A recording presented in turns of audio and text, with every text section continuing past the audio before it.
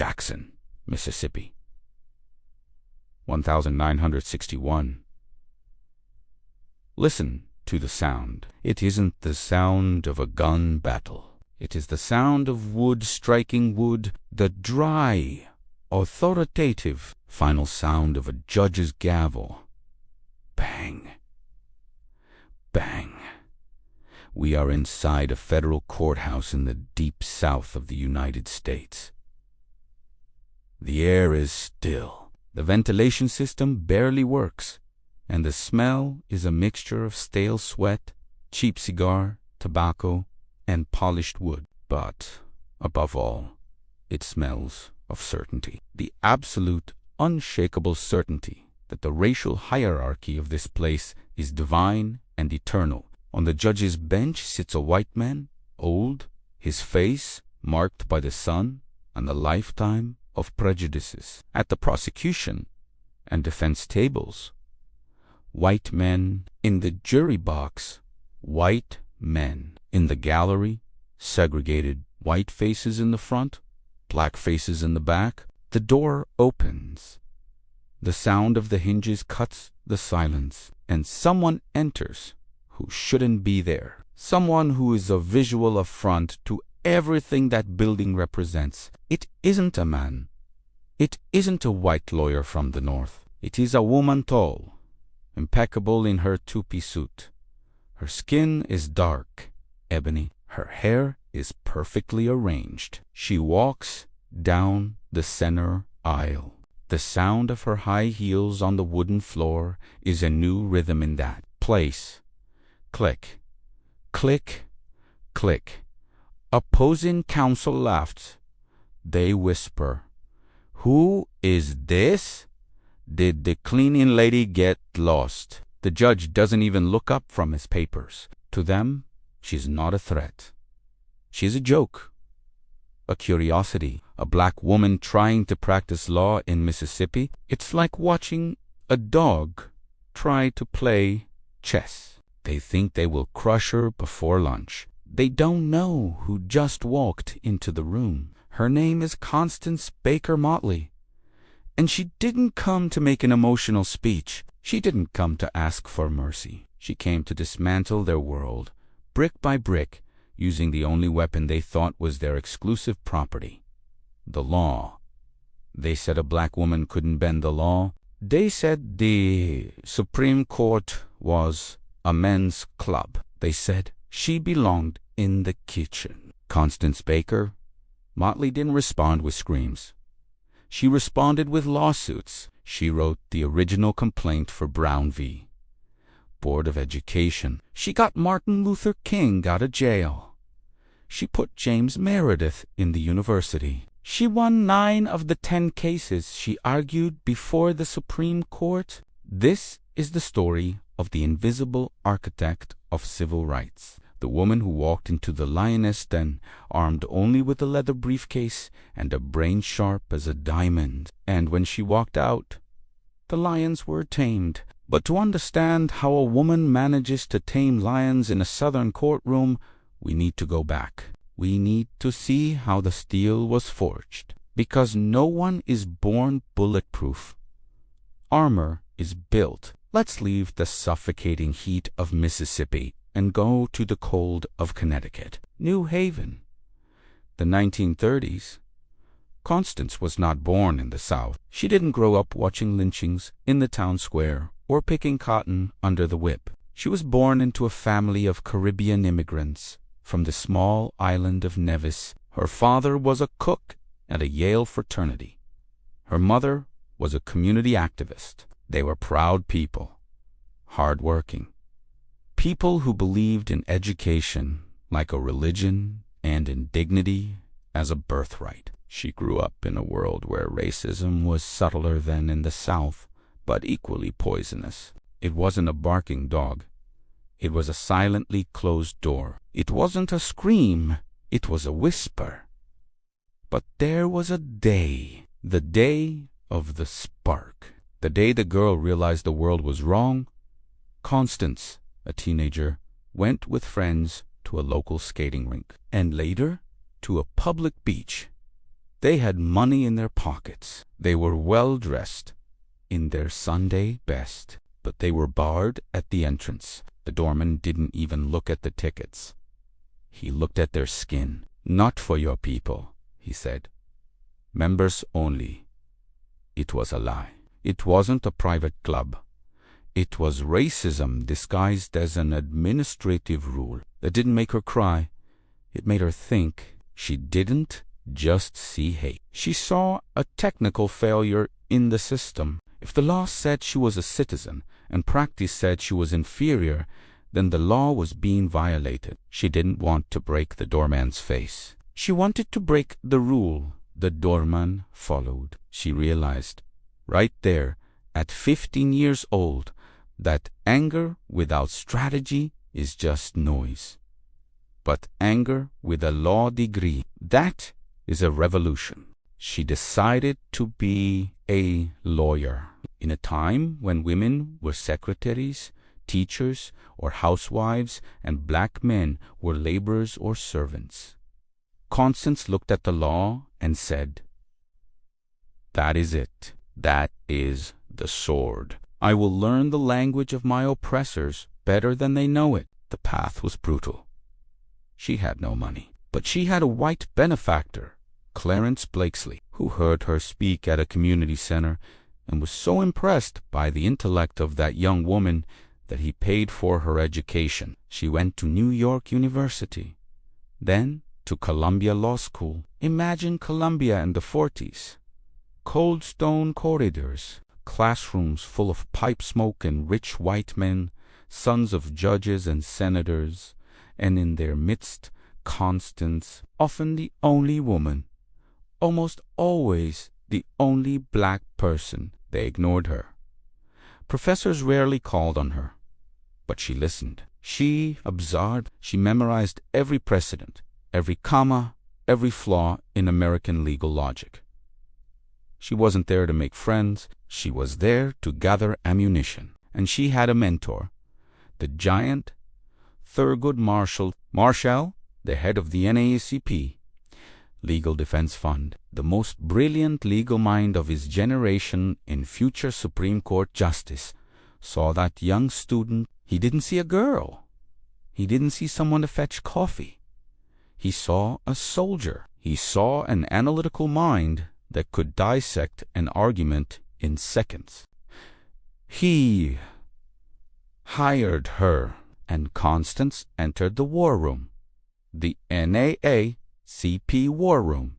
We have to zoom in on this room. New York, NAACP offices. Don't imagine a fancy law firm with mahogany panels and views of Central Park.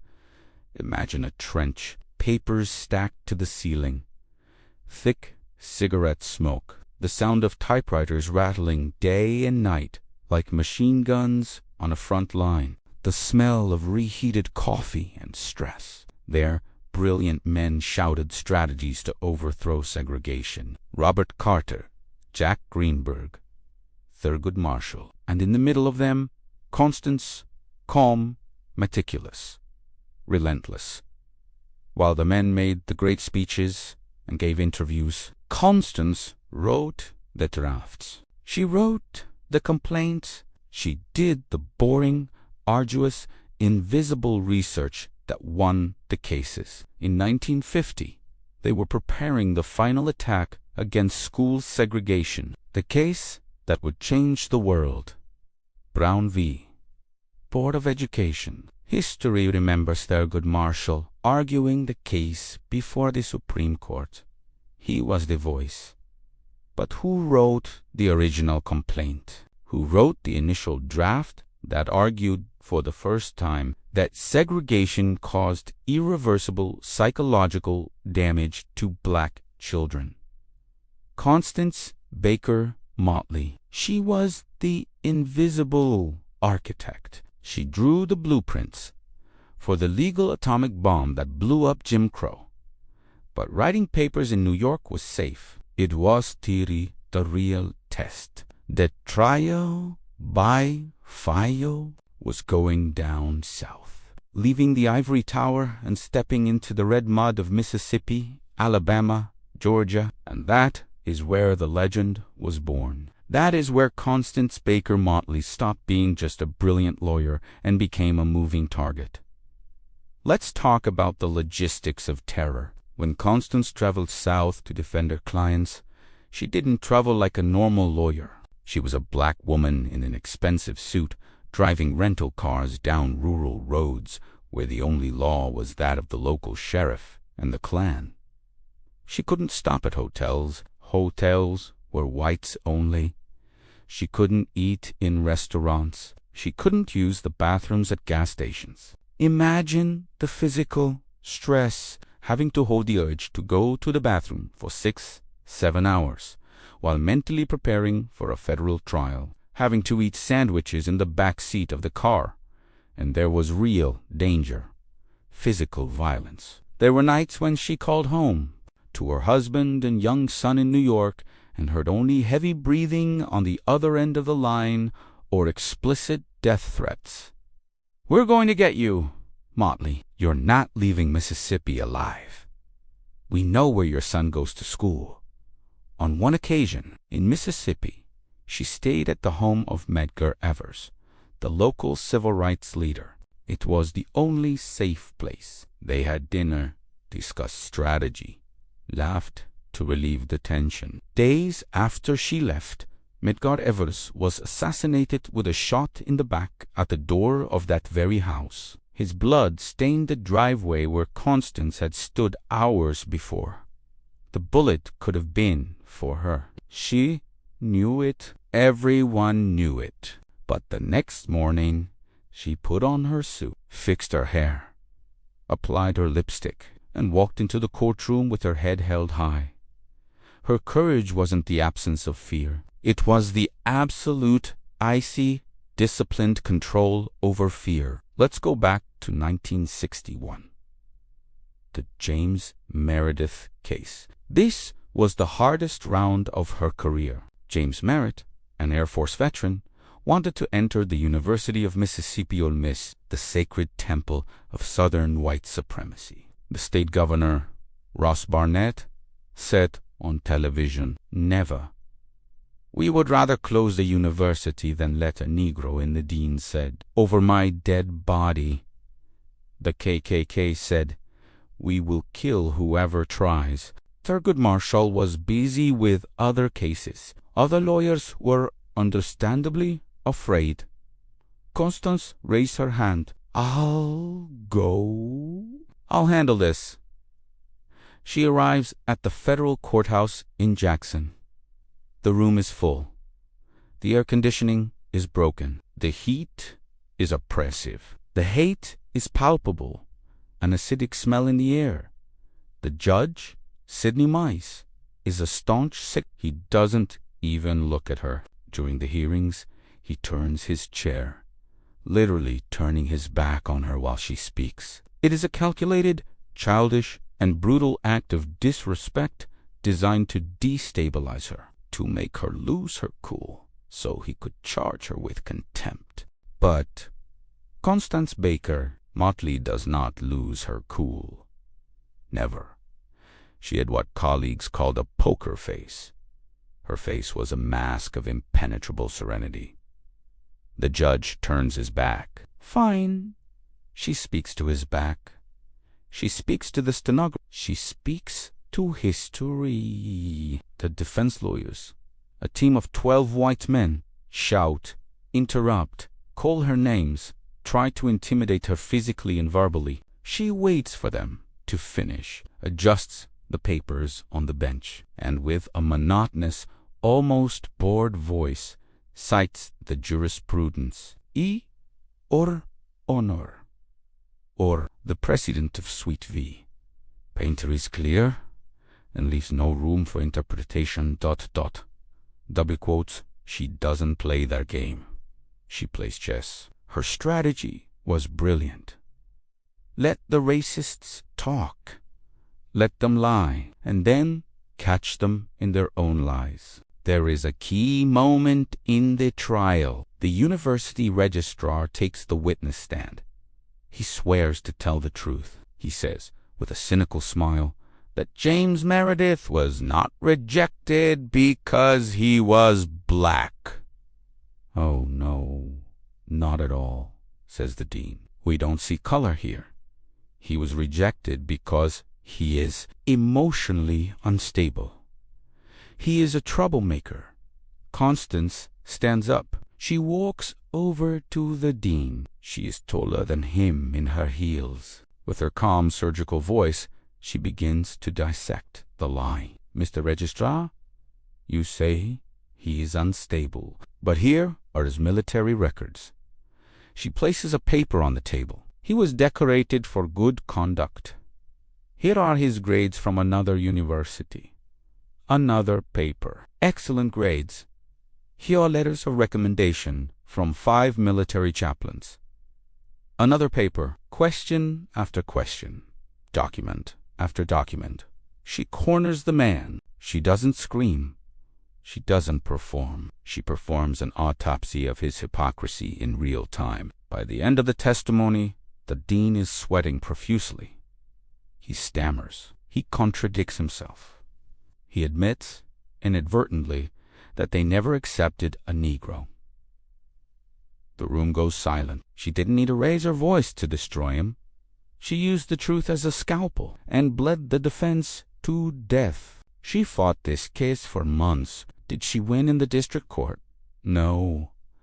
The local judge denied it, ignoring all evidence. But she knew that would happen. She was playing the long game. She already had the appeal ready in her briefcase. She appealed to the Fifth Circuit, then to the Supreme Court, and she won. The United States Supreme Court ordered the immediate admission of James Meredith. The University of Mississippi must accept him. The day James Meredith entered the university was a day of war. Literally. September 30th, 1962. Riots. Burning cars. Molotov cocktails. President Kennedy had to send 30,000 federal troops and marshals to Oxford, Mississippi. There were gunshots. Tear gas covered the campus. 2 people died that night. Journalists were beaten. But the next morning, amidst the smoke and debris, James Meredith walked to the registrar's office and enrolled. He got in, and who was metaphorically beside him, holding the iron door open with the force of the pen and the law? Constancebaker Motley. She wasn't physically there to take the bricks, but without her mind, the army wouldn't have had the authority to march. But the fight didn't stop. The phone rang again. Birmingham, Alabama, 1963.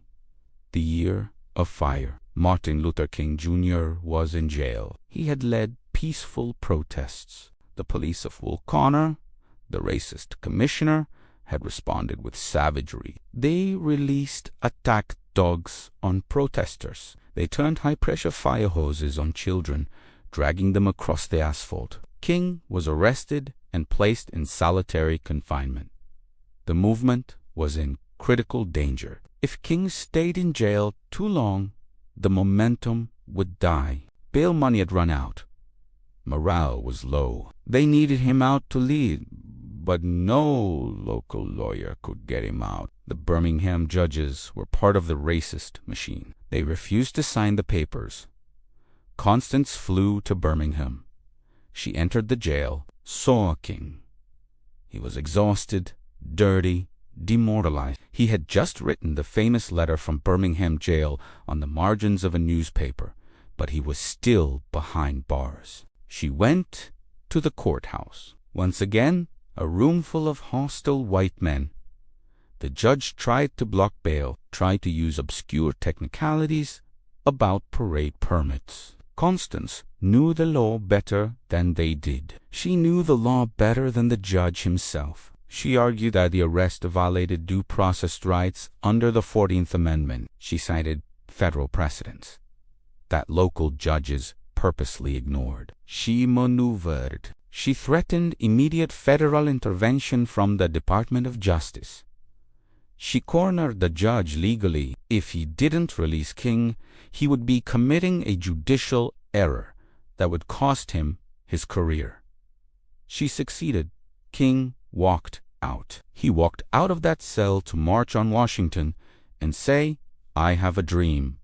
But it was Constancebaker Motley who picked the lock. She didn't stop. She represented the Freedom Riders, young people who traveled by bus to challenge segregation and were beaten and burned alive in their vehicles. She represented children who were expelled from school for protesting. In total, she argued 10 cases before the United States Supreme Court. 10. Stop to think about the magnitude of this. Most brilliant lawyers, the elite of the elite, dream of arguing one case before the Supreme Court in their entire lives. She argued 10, being a woman, being black, and she won 9 victories. 9 nails in the coffin of segregation. Every time you see a black student in a university in the South, Constance was there. Every time a protest is protected by law and the police cannot arrest arbitrarily, Constance was there. Every time a prisoner has the right to effective counsel, Constance was there. But there was a cost. The cost that doesn't appear in law books. The cost of being a mother. She had a young son, Joel, while she was in the South dodging bullets and shouting in courtrooms. Her son was in New York, growing up with an absent mother. Guilt consumed her. Am I a bad mother? She asked herself on lonely nights in strange guest rooms. Is it worth it? But then she looked at the black children in the South, children without schools, children without a future. And she knew she was fighting for her own son's future, too. She sacrificed her family's normalcy so that other families could be normal. In 1964, her career changed. She entered politics, became the first black woman elected to the New York State Senate, then the first woman president of the borough of Manhattan. But her final destiny was the gavel. In 1966, President Lyndon B. Johnson, impressed by her tenacity, nominated her to be a federal judge. The first black woman in history to hold that position. The Senate confirmation was a war. The racist Southern senators, the same men whose laws she had destroyed in court, tried to block her. Senator Eastland of Mississippi led the charge. They delayed the nomination for 7 months. They called her communist, called her radical, said she had bias against whites and couldn't be impartial. The irony was palpable. Men who built careers on prejudice, accusing her of prejudice.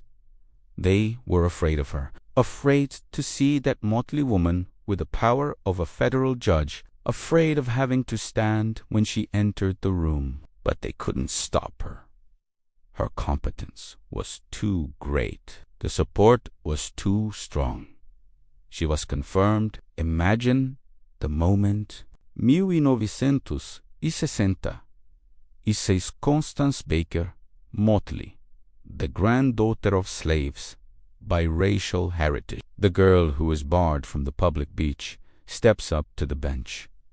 She puts on the black robe, the same robe white men used to oppress her people for centuries. She sits in the high chair above everyone. She picks up the gavel. Bang! Bang! The sound now belongs to her. The law now speaks through her mouth. As a judge, she continued the revolution, but now from inside the system. She presided over landmark cases. She ruled that female reporters had to have access to professional sports team locker rooms, guaranteeing equality in journalistic work. She ruled in favor of prisoners demanding humane treatment, reminding the state that being incarcerated doesn't mean losing one's humanity. She mentored a new generation of lawyers and judges. But here is the silent tragedy. The world knows Martin. The world knows Malcolm, knows Rosa, knows Thurgood. Their names are on avenues, on holidays, on postage stamps. But Constance, she was largely forgotten by popular history books. Maybe because she didn't make fiery speeches to crowds in stadiums. Maybe because her work was done in libraries and stuffy rooms, writing 100-page legal documents that no one reads. Maybe because she was a woman in a movement dominated by men who loved the spotlight and cameras. Her work wasn't glamorous. It was structural. And structures, when they work well, become invisible. But look at the present. Look at Kamala Harris, the first vice president. Look at Ketanji Brown Jackson, the first black woman on the Supreme Court. They didn't appear out of nowhere. They are standing on the shoulders of Constancebaker Motley. When Ketanji Brown Jackson was nominated to the Supreme Court in 2022, she said in her speech, "I am here because Constancebaker Motley paved the way. Our birth is the same. Our date is the same. Constance died in 2005, but her legacy is concrete. It is steel. It is law. She taught us that revolution is not made only with shouts in the streets and signs.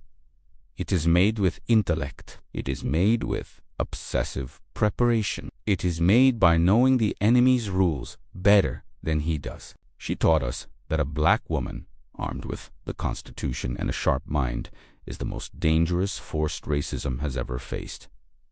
Now, I ask you, what is the battle you are avoiding because you think you don't have the right weapons? What is the room where you think you don't belong? Do you think you need to be taller, richer, or have the right profile? Remember Constance entering that Mississippi courtroom, heels clicking on the wood, surrounded by hate, alone, fearless, prepared, and remember how she left victorious with the law in her hand.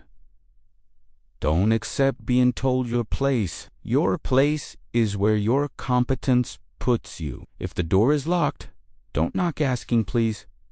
Dismantle the lock. Use intelligence as leverage. If this story changed your perspective on what power is, if you believe that true heroes often don't wear capes but carry briefcases and black robes, share this video. Let's make the name Constancebaker Motley as known as the men she saved from prison. Comment below.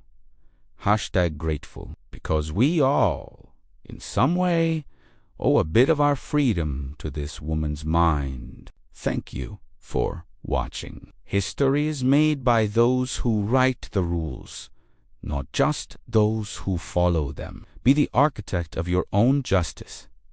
See you at the next verdict. Ouchie. Ouchie.